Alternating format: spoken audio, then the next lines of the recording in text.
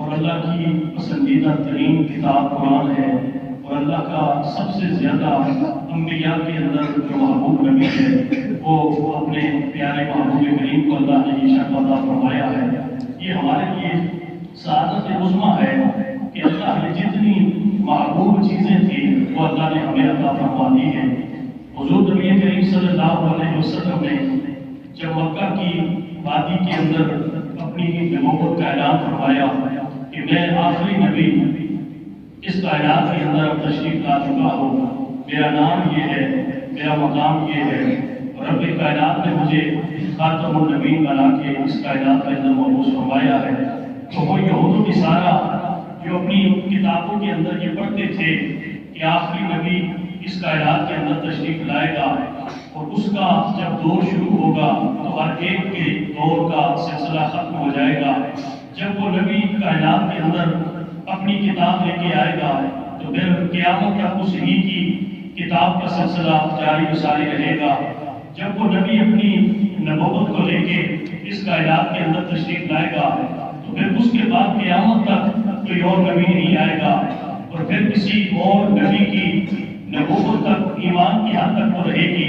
لیکن جتنے بھی احکامات ہوں گے، جتنے بھی پیروکار ہوں گے وہ سارے کے سارے اسی نبی مختار کے ہوں گے۔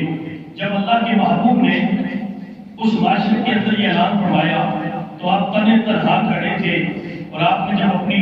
نبوت کا اعلان فرمایا تو بڑے بڑے لوگ جو اس وقت اس معاشرے کے اندر موجود تھے، کوئی اپنے آپ کو عیسائی کہہ رہا تھا، کوئی اپنے آپ کو یہودی کہہ رہا تھا، کوئی اپنے آپ کو مشرکین کی صف میں شمار کر رہا تھا، اور کوئی کافرین کے گھروں سے تعلق رکھ رہا تھا۔ ہر ایک کے لیے یہ لمحہ فکریہ تھا کہ اب ہمارے مذاہب کا کیا ہوگا، اب ہمارے ادیان کا کیا ہوگا، اب ہماری کتابوں کا کیا ہوگا، اب ہمارے خداؤں کا کیا ہوگا، اس لیے کہ وہ نبی برحق اس کائنات کے اندر جلوہ فرما ہو چکا ہے کہ جس نبی کے دین کے بعد کائنات کے اندر اب کوئی دین باقی نہیں رہے گا، اس نبی کی کتاب کے بعد اب کائنات کے اندر کوئی کتاب باقی نہیں رہے گی، اس نبی کے نامی کے چمکنے کے بعد اس کائنات کے اندر کسی اور کا نام چمک نہیں پائے گا۔ انہیں یہ فکر تھی، اور اسی فکر کے ضمن میں انہوں نے ہر قسم کا حربہ استعمال کرنا شروع کر دیا،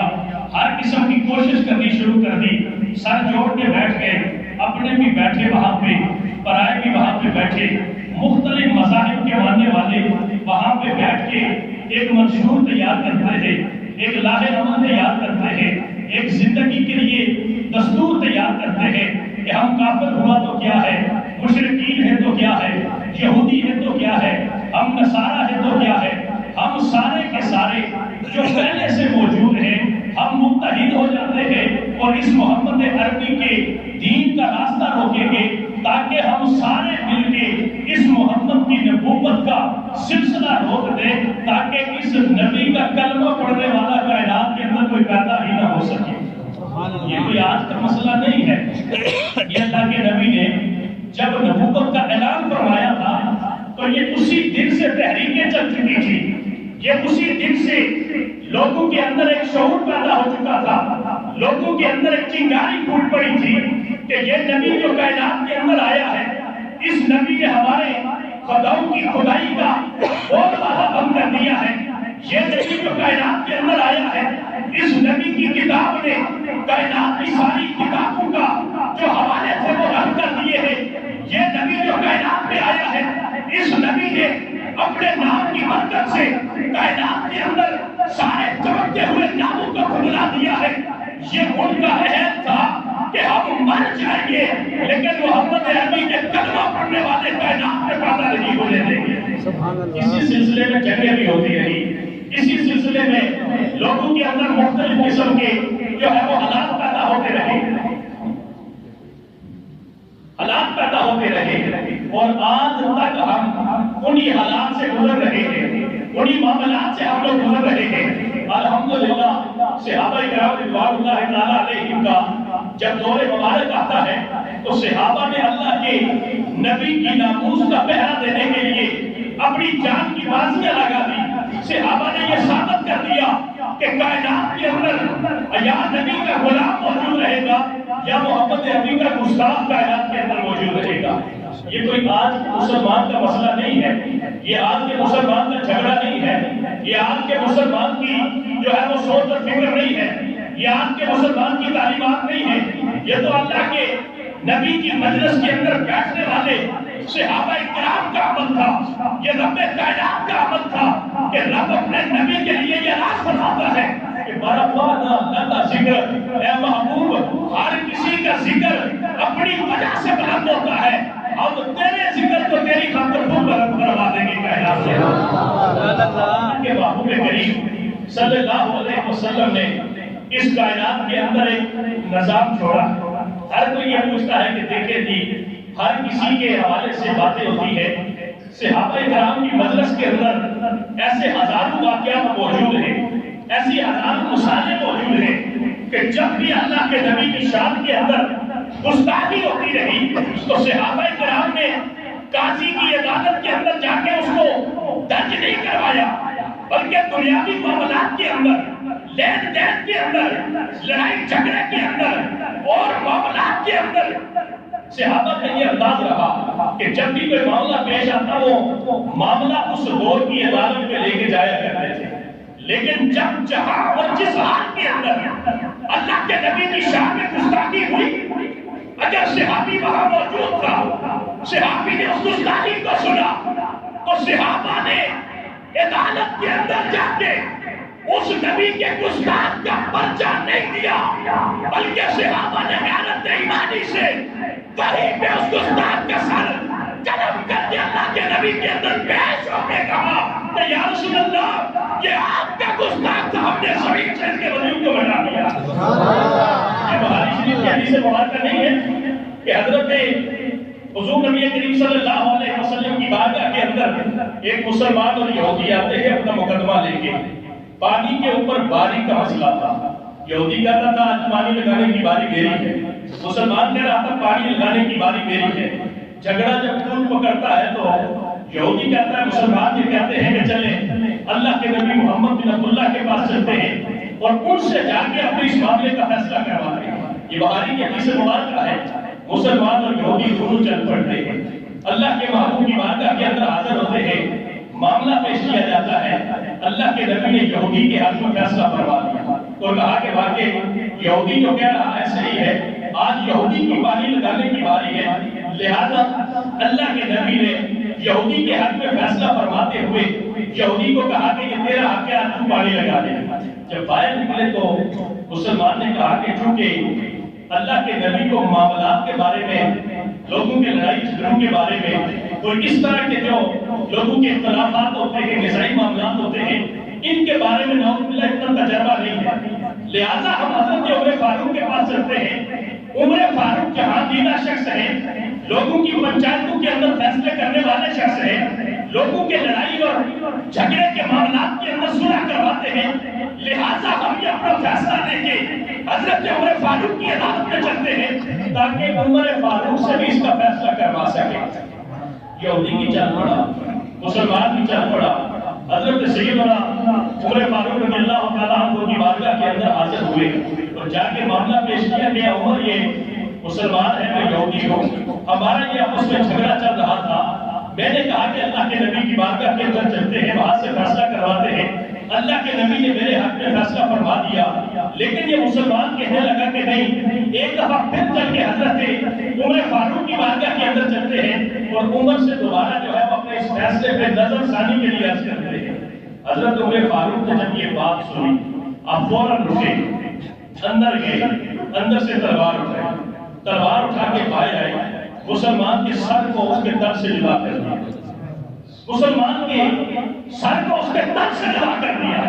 مدینے کے اندر ایک شور آ چکا، اس طرح آج کل کے منافقین نہیں کہتے ہو دیکھتے جی یہ ہو گیا وہ ہو گیا فلان ہو گیا، بعض منافقین مسلمان تحصیل کی طرح ہوتے ہیں جو سریعام ہوتے ہیں، بعض منافقین وہ ہوتے ہیں جو اسلام کا جو ہے وہ ان کے اندر ایک بغض ہوتا ہے، اناد ہوتا ہے، وہ سریعام تو اس کا اظہار نہیں کرتے لیکن سامنے مولوی کو رکھا ہوتا ہے، سامنے کوئی اور معاملہ رکھا ہوتا ہے اور اندر سے وہ اسلام کے اوپر بڑھاس نکال رہے ہوتے ہیں۔ منافقین ہر جگہ موجود رہے،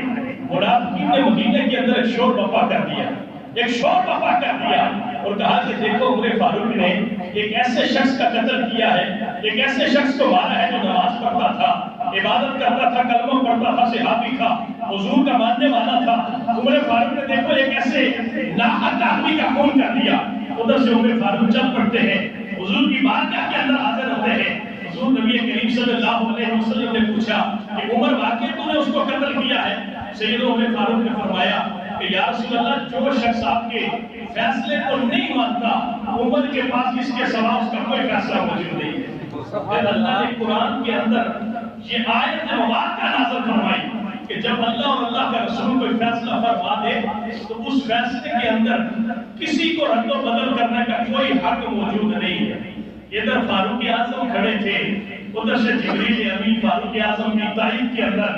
اللہ کا کلام لے کے آئے اور کہا کہ اب حکم جو عمر کا فیصلہ تھا وہی خدا کا فیصلہ ہے۔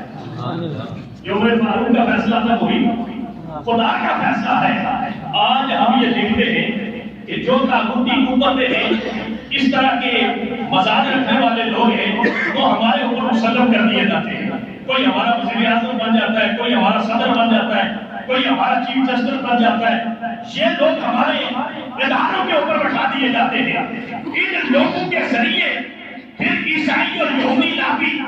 اپنا مقصد اور مدعا پورا کرتی ہے۔ صلاح الدین ایوبی کا نام سن کے جھومنے والوں، ذرا یہ تو سوچو کہ صلاح الدین ایوبی نے اگر صلیبیوں کو شکست دی تھی، یروشلم کو فتح کیا تھا، پوری دنیا کے عیسائیوں کا ناکون جو ہے وہ چنے چپانے کے بعد اگر بیت المقدس کے اوپر صلاح الدین ایوبی نے اگر مسلمانوں کے جھنڈے کو دوبارہ لہرایا تھا تو اس کے پیچھے وہ کون سے محرکات تھے؟ جی محرکات کے تحت صلاح الدین ایوبی نے صلیبیوں سے جنگ کی تھی۔ میں کتاب پڑھ رہا تھا نپولین کی، وہ کہتا ہے کہ ایک ریجینالڈ یہ شام کے اندر کرن کا والی تھا اور یہ عیسائی تھا اور یہ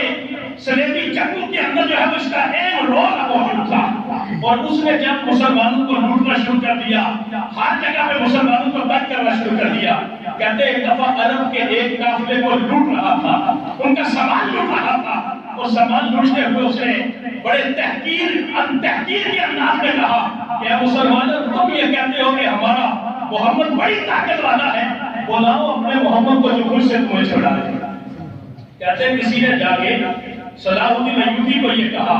کہ بادشاہ اس ریجینالڈ نے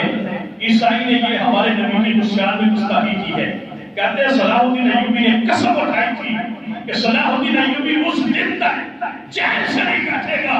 جس دن تک وہ محمد عربی کے گستاخ سے بدلہ نہیں لے گا۔ کہتے ہیں صلاح الدین ایوبی یہ جذبہ لے کے اٹھا، پھر صلیبیوں کو تحت کرتا ہوا چلا گیا۔ یروشلم کے اندر جب فتح کا پرچم لہراتا ہے، وہاں کے ناکی حکمران کو عیسائی کو جب قید کرتا ہے اسے کہتا ہے ریجینالڈ کو بھی قید کرو،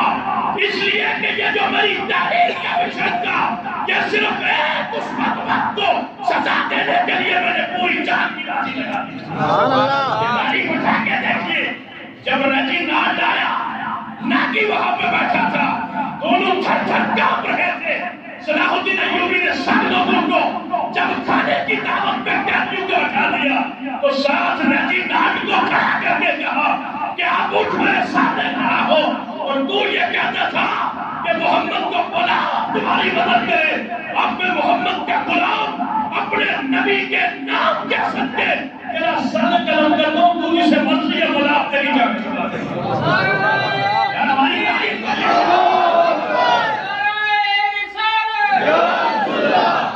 آج ہمارے بچوں کو پڑھایا جاتا ہے کہ محمد بن قاسم ایک 17 سال کا جوان رہتا ہے اور دیور کی بندرگاہ کے ذریعے اسلام کے جھنڈے لہراتا ہے۔ کیا ایک عورت کی پکار پہ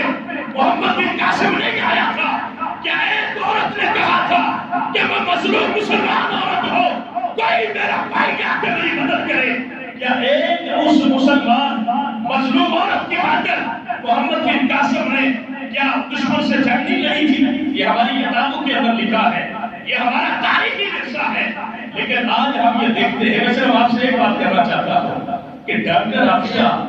عیسائیوں کی جیل میں پڑی ہوئی، پوری دنیا کے مسلمان 1.5 ارب سے زیادہ مسلمان دنیا کے اندر موجود ہیں۔ عافیہ صدیقی PhD ڈاکٹر ہے، عافیہ صدیقی ڈاکٹر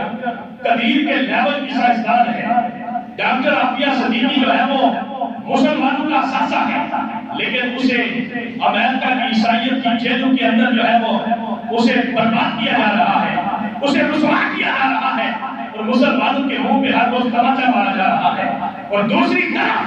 میں چیف جسٹس سے ایک بات کہنا چاہتا ہوں کہ یار کتنا بے غیرت انسان ہے جو جس نے آسیہ کے لیے باعزت کا لفظ لکھا ہے کہ اگر یہ کسی اور کیس میں اگر یہ اس کا ضرورت نہیں ہے تو اسے باعزت رہائی کیا ہے۔ عبدالقیوم ہزاروی ٹانگا چلانے والا کراچی کے اندر ایک انگریز نے جب حضور کی شان میں گستاخی کی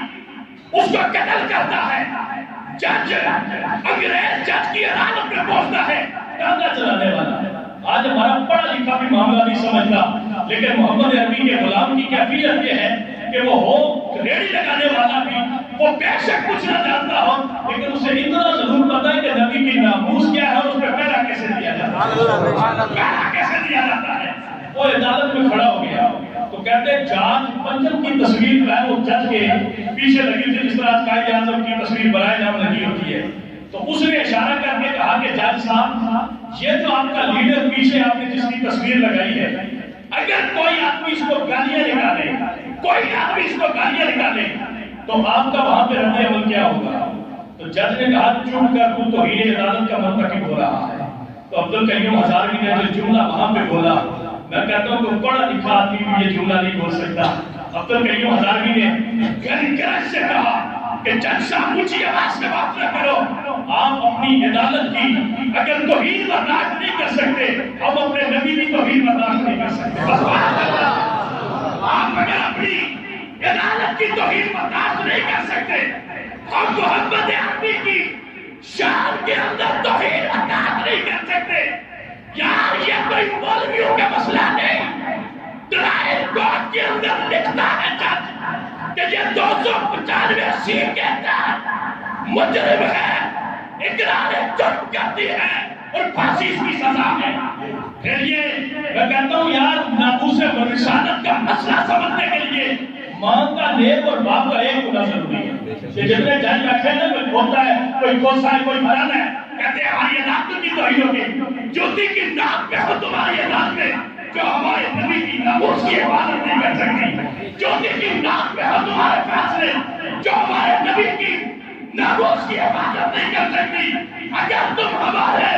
نبی کی حفاظت نہیں کر سکتے تو پھر ہم تمہاری بھی حفاظت نہیں کر سکتے۔ یار محمد عربی کا غلام تو وہ ہے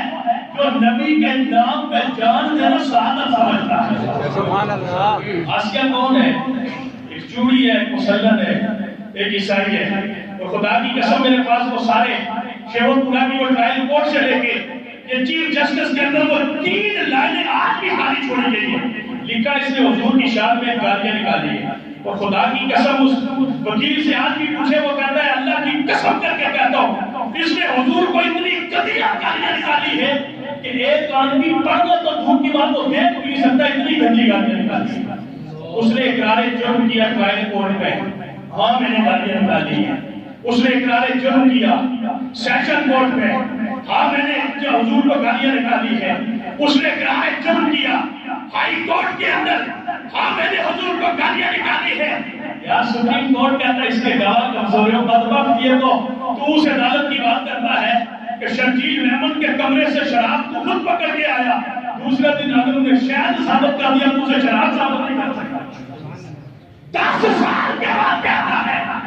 کہ یہ کیس کمزور ہے۔ بابا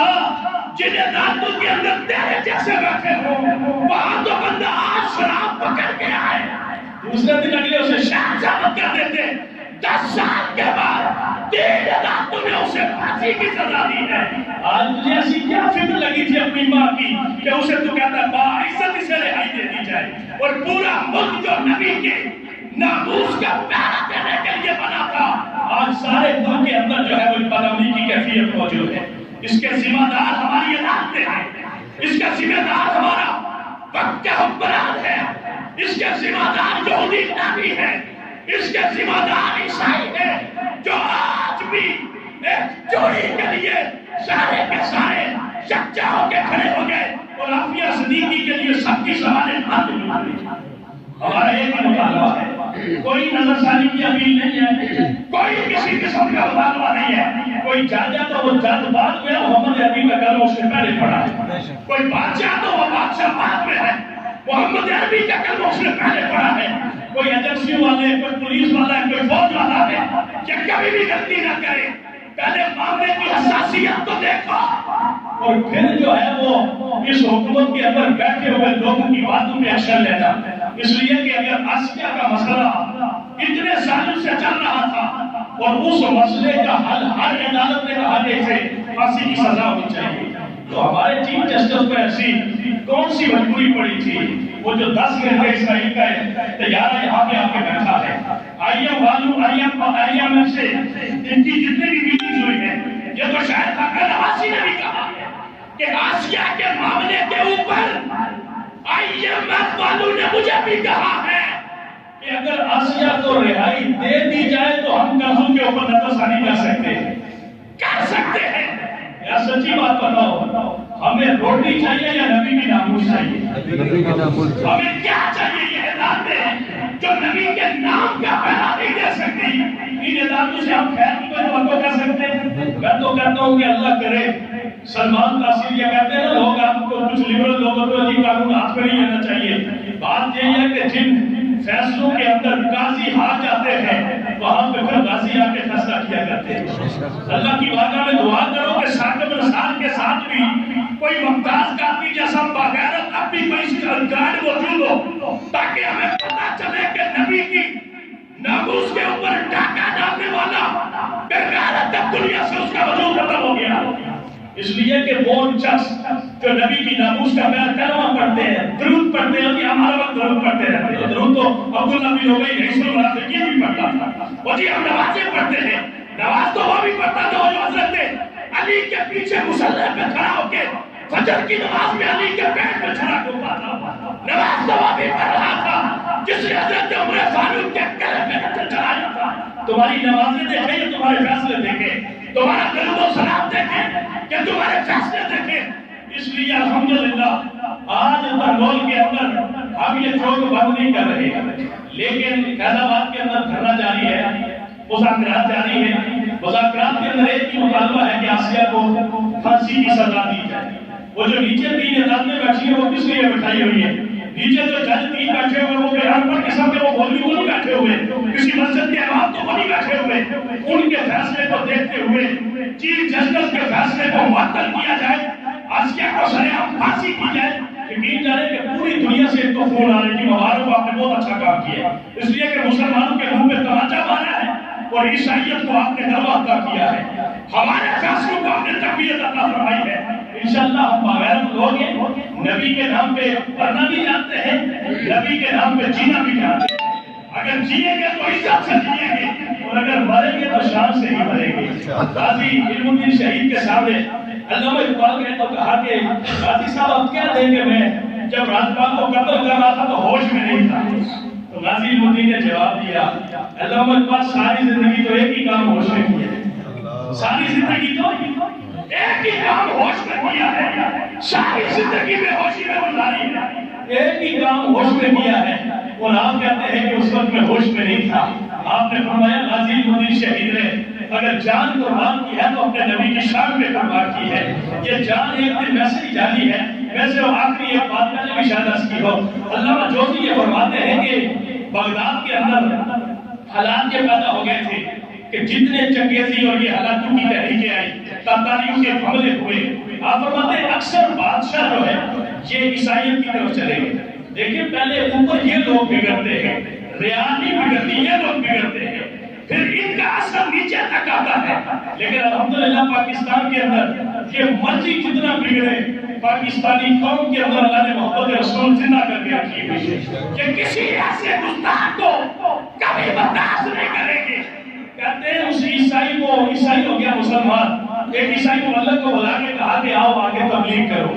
ہزاروں لاکھوں کا مجمع جمع کر دیا مسلمانوں کا، جو بالکل اندر سے کھوکھلے تھے لیکن بظاہر کہتے تھے مسلمان رسمن رہ گئے تھے. کہتے وہ عیسائی مبلغ جو ہے وہ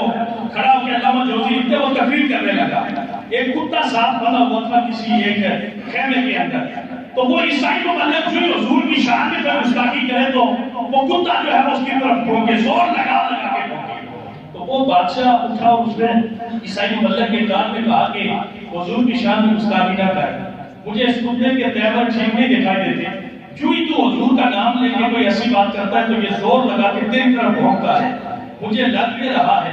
کہ ہماری غیرت تو مر گئی ہے، کتے کی غیرت ابھی زندہ ہے. ہمیں لگ کے ایسے رہا ہے کہ ہم بے غیرت تو ہے، کتا ابھی بغیرت بیٹھا ہے، اس لیے نبی کی شان میں گستاخی نہ کر. تو اس بادشاہ نے یہ کہا نہیں، کتا بغیرت نہیں ہے، مسئلہ یہ ہے کہ میں چونکہ ہاتھ سے لا لا کے باتیں کر رہا ہوں، نسلی کتا ہے، صحیح کوئی جو ہے وہ رکھوالی کرنے والا کتا ہے، میرے ہاتھ کو ہلنے اس وجہ سے یہ کتا جو ہے وہ میری طرف بھونک رہا ہے. کہتے علامہ جوزی پھر چشمے فلک نے یہ نظارہ دیکھا کہ رب اپنے نبی کی شان کی حفاظت کیسے کرواتا ہے. کہتے کتے نے زور لگایا، زنجیر توڑی، عیسائی مبلغ کے منہ گلے میں اپنا منہ رکھا، زمین کے اوپر سے پٹک کے دے مارا. کہتے 70,000 آدمی جو ہے پھر محمد عربی کے نعرے لگاتا اٹھ کے کھڑا ہوا اور کہنے لگا ہم تو اس نبی کا کلمہ پڑھتے ہیں جس نبی کی حفاظت اگر رب کروانا چاہے تو قدوس نبی کروا دیا کرے. یہ ہمارے ججوں کو نہیں پتا، یہ ہماری عقیدہ کو نہیں پتا، یہ ہمارے لبرل مزاج بادشاہوں کو نہیں پتا کہ خدا کے نبی کی عظمت سے ٹکر لینا یہ خدا کی خدائی سے ٹکر لینا ہے. کل وہ بات کو تھی جو ماشاءاللہ بہت اچھا، ہر کو تو ایک کتا مل جاتا ہے گھومنے کے لیے جسے گھر پہ، آج وہ چائنا میں چلا گیا اس کو ادھر ہی چھوڑ گیا. اور کل یہ لاہور کے اندر گیا مذاکرات کے لیے، تو بابا نے کہا کتے کو باہر نکالو، یہ اندر لے کے آؤ تو مذاکرات نہیں کرو گے. کیسے کہتا ہے جی ہم یہ کر دیں گے، طاقت کریں گے، فلاں کریں گے. بابا تیرے پاس کتنی طاقت ہے، تیرے پاس کتنا زور ہے، تیرے پاس کتنی بڑی ہمت ہے. یہ تو محمد نبی کے غلام ہیں اور انہیں جب خدا کی طرف سے اللہ کے نبی کی ناموس پہ پہرا دینے کی جب طاقت مل گئی تو تیرا اقتدار بھی جائے گا، تیری بادشاہی بھی چلی جائے گی، بادشاہی بھی چلی جائے گی. اس لیے کہ رب جب حفاظت کروانے پہ آتا ہے تو کتوں کی بھی ڈیوٹیاں لگا دیتا ہے. ہم تو کتوں کو آگے آنے کیوں دیں گے؟ ہم محمد عربی کے غلام جب تک کائنات میں موجود ہیں. اللہ کی بارگاہ میں دعا ہے کہ اللہ اس ملک کی حفاظت فرمائے کہ جتنی توڑ پھوڑ بدامنی، لوگوں سے لڑائی جھگڑا، موٹر سائیکل چلانا، گاڑی چلانا، یہ قتل جو ہے وہ ہماری تعلیمات کے اندر شر پسند لوگ اس سے حفاظت کریں، امن کے طور پہ بیٹھیں. ہم نے پوری دنیا کو یہ دکھانا ہے کہ ہم مسلمان ہیں، ہمارے نبی کی ناموس پہ حملہ ہوا ہے، لہٰذا ہم اس وقت تک جب تک یہ آدمی اپنا فیصلہ واپس لے کے اسے پھانسی نہیں دیتی بغیر مسلمان اس وقت تک احتجاج کرتے رہیں گے. میں یہ عرض کرنا چاہتا ہوں کہ فیض آباد کے اندر دھرنا جاری ہے، وہاں پہ آپ لوگ ضرور شرکت کریں، اور اگر وہاں پہ طاقت کا استعمال ہوا تو پھر انشاءاللہ آدھا گھنٹہ بھی نہیں لگے گا، ہم یہ تربور چوک بھی بند کریں گے، پورا پاکستان جو ہے وہ بند کر دیں گے. یار بات یہ ہے کہ جب یہ 126 دن وہاں پہ کجریاں نچاتا رہا اس وقت اس کو ملک کا بند ہونا یاد نہیں آیا. آج نبی کے غلام بیٹھ کے نعرہ رسول اللہ لگاتے اس سے ملک بند ہوتا نظر آتا ہے. یہ دوگلی پالیسی ایسے ختم کیا جائے. اگر یہ باعزت حکمرانی کرنا چاہتے ہیں، باعزت عدلیہ کے اندر بیٹھنا چاہتے ہیں تو اس کا ایک ہی حل ہے کہ ہر ایک چیز کے بارے میں تم سوچ سکتے ہو، نبی سے غداری کا تم نہیں سوچ سکتے. اللہ اس ملک کی حفاظت فرمائے. اللہ نبی کے نام کو لا کے ہمیں قیامت تک جو ہے وہ ہمیں پیارا دینے کی اللہ توفیق عطا فرمائے. آخر دعوانا الحمدللہ رب العالمین.